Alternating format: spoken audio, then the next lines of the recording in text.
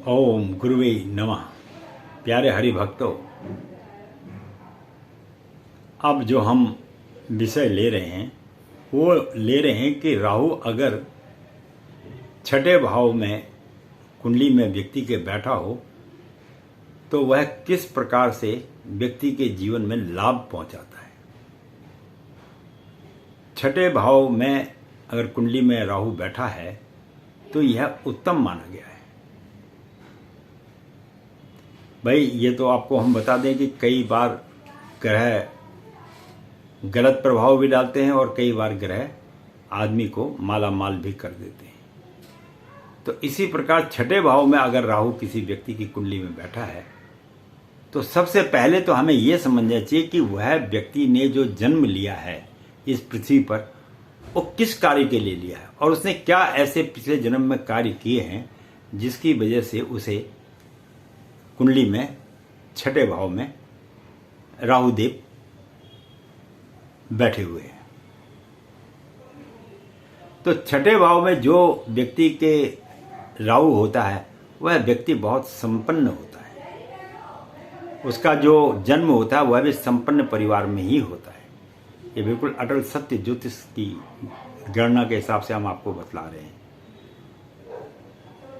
और ऐसे व्यक्ति कब पैदा होता है? ये तब पैदा होता है जब उसने पूर्व जन्म में, कहते हैं ना, दान पुण्य वगैरह करो भाई, करो, ये कार्य कर लो, ये कार्य कर लो। लोग कहते हैं क्या रखा है, ये सब ब्राह्मणों द्वारा बनाए गए ढोकेलेबाजी है। ऐसा नहीं है।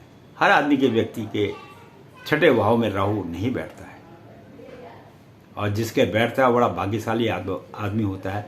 उसने पूर्व जन्म में कोई ना कोई ऐसे पुण्य कार्य किए होते हैं जिसकी वजह से उसको इस जन्म में जो है राहु उसके छठे भाव में बैठ जाता है। और जो है इस प्रकार बैठने की वजह से जो है व्यक्ति धनवान होता है। छठे भाव में व्यक्ति अगर बैठेगा तो व्यक्ति धनवान होता है। तो ये ऐसा माना गया है। और काफ़ी पुण्य करने के बाद उसे जो है इस जन्म में जो है उसके छठे भाव में राहु बैठता है और उसको संपन्नता प्रदान होती है। अब छठे भाव में राहु तो बैठ गया, अब ये जीवन में व्यक्ति के कर्ता क्या क्या कार्य है ये भी एक विशेष महत्वपूर्ण विषय है। तो छठे भाव का पहले तो राहु जो है शुभ माना जाता है। इस बात को मैं पहले भी आपसे कह चुका हूँ। और ये जो राहु का छठे भाव में ये अकेले बैठने के राहु का जो है प्रभाव है, ऐसा ज्योतिष शास्त्र कहता है। शत्रु हमेशा आपसे भय खाएंगे। जिसके छठे भाव में राहु बैठा होता है उससे कोई व्यक्ति दूसरा उससे डरता है, भय खाता है, उसको भय रहता है कि यह व्यक्ति कब मेरे साथ क्या कर देगा। इस बात का भय उसके सामने वाले व्यक्ति के मन में बना रहता है। बहुत ही सुंदर विषय है ये, बहुत ही सुंदर विषय है, समझने वाला विषय भी है। और शत्रु विजयी रहता है ऐसा आदमी। शत्रु उसका कुछ नहीं बिगाड़ पाते, हमेशा शत्रु पर विजय प्राप्त करता है।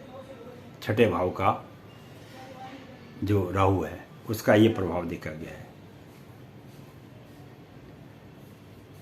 और पॉलिटिक्स वगैरह के अंदर में भी ऐसे व्यक्ति श्रेष्ठ माने गए हैं और इनकी जीत भी निश्चित रूप से होती ही होती है अगर ये पॉलिटिक्स के अंदर में चले जाए। और ऐसे व्यक्ति अगर मीडिया में भी चले जाते हैं तो ये निडर होते हैं, निर्भज्ञ होते हैं। तो मीडिया के अंदर में भी जो व्यक्ति निडर स्वभाव के होते हैं उनके छठे भाव में जो है राहु विद्यमान होता है। और अगर ऐसा नहीं है तो जो मीडिया कर्मचारी भी अगर कोई इसको देखें तो उन्हें स्वयं इस बात का ज्ञात हो जाएगा और जो है उन्हें देखना भी चाहिए कि पंडित जी जो बात कह रहे हैं क्या वह सत्य है या नहीं है।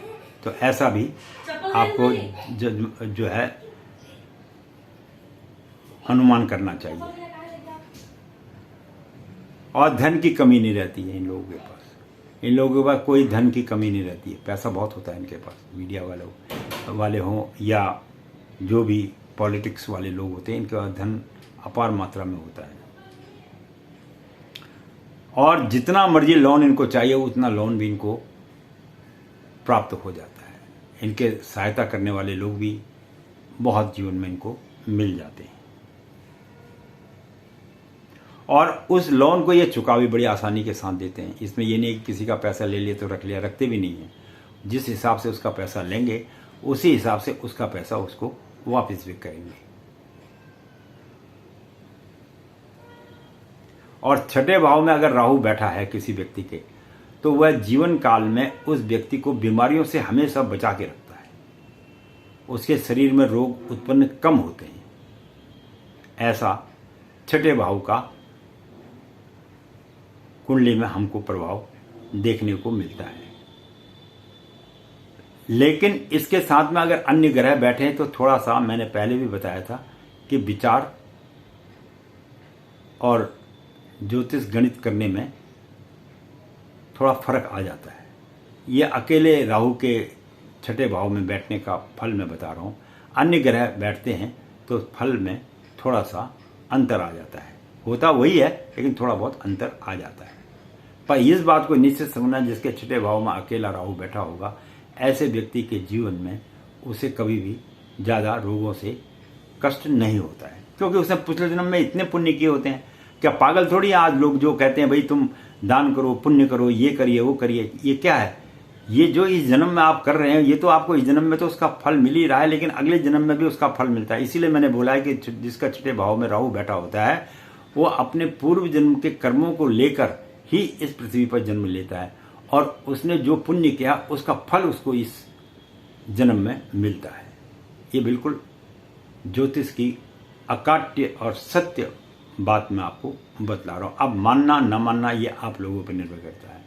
अगर किसी व्यक्ति के साथ इस तरह की कुंडली में बैठा हुआ राहु है और ये योग नहीं बनता है, तो मैंने फिर आपको बोल रहा हूँ कि उसकी कुंडली का समय टाइम ठीक नहीं है, असत्य है। अगर उसका टाइम वगैरह सही है, सत्य है, तो उसके साथ ये ही घटनाएं घटेंगी जो मैं आपको बतला रहा हूँ। ये कोई पंडित जी अपने मन से बताई हुई घटनाओं को नहीं बता रहे हैं। ये तो जो हमारे ज्योतिष शास्त्र के अंदर में लिख दिया है, और ये आज का लिखा हुआ नहीं है, आज से हजारों साल पहले इन चीज़ों की गणना हमारे ज्योतिष शास्त्र में हो चुकी है। मैं फिर बोल रहा हूँ, ये नासा, इसरो, ये तो कल के जन्मदाता हैं, लेकिन जो ज्योतिष है ये तो हमारा वैदिक शास्त्र है, हमारा इतिहास है। ये कोई काल्पनिक दुनिया का इतिहास नहीं है, यह साक्षात ज्योतिष विद्या है, बशर्ते कि इसके विषय में आदमी गहन अध्ययन करे। अब जिस आदमी को इसके बारे में ज्ञान नहीं होगा उसके लिए तो ये एक मिथ्या है, ये कुछ नहीं है। अब किसी शेक्सपियर ने हजारों अच्छे खासे साहित्य लिखे हैं, कालिदास ने संस्कृत में कई शास्त्र लिखे हैं। अब जब लोगों को अंग्रेजी में उसके लिटरेचर को पढ़ने ही नहीं आएगा, संस्कृत में लिखे हुए कालिदास के ग्रंथों को पढ़ना ही नहीं आएगा, तो उनके लिए तो काला अक्षर भैंस बराबर है। तो वो इस विषय में क्या कहेंगे? वो तो इस विषय में यही कहेंगे कि ये ब्राह्मणों द्वारा एक ठग विद्या है। अरे ब्राह्मण ने थोड़ी बनाई है ये विद्या। ये विद्या तो हमारे ऋषि मुनि हमें एक धरोहर के रूप में दे गए हैं। अब उसका ज्ञान हम कितना प्राप्त करते हैं ये हम पर निर्भर करता है, हम उसका ज्ञान प्राप्त करें या ना करें। तो जब किसी व्यक्ति को किसी विषय के बारे में ज्ञान नहीं होता है तो वह उसको आडंबर, ढोंग, नाना प्रकार के बात करते हैं। पर अगर आपको हमारी बात पे यकीन नहीं है तो आप ऐसे व्यक्ति की कुंडली देखिए जिसके छठे भाव में राहु बैठा हो, तो उसके जीवन में कितना सुखी और खुशहाल जीवन है ये आपको उसकी कुंडली देखने से पता लग जाएगा। इसमें मेरे कहने या ना कहने से कोई फर्क नहीं पड़ता है। वो तो जो कुछ है उसकी जन्म पत्रिका इस बात के बारे में ज्ञान कराएगी। अब जो है जिसका छठे भाव में राहु होता है, ऐसे व्यक्ति को गुप्त ज्ञान बहुत होता है। उसे अंदरूनी ज्ञान इतना विशाल होता है कि उसकी तह तक आप जा नहीं सकते। ये उसको ऊपर वाले की कृपा से स्वयं प्राप्त होता है। तो उसको कहते हैं गुप्त ज्ञान की प्राप्ति। तो ऐसे व्यक्तियों को गुप्त ज्ञान का बहुत अच्छा अनुभव होता है और वो जीवन में गुप्त ज्ञान के द्वारा शक्तियां प्राप्त करना चाहें तो वह वो शक्तियां भी प्राप्त कर सकते हैं।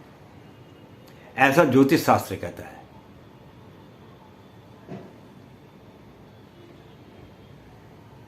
अच्छा, छठे भाव में जिसका राहु बैठा होता है, ऐसे व्यक्तियों को आने वाले समय के बारे में पूर्ण अनुमान हो जाता है।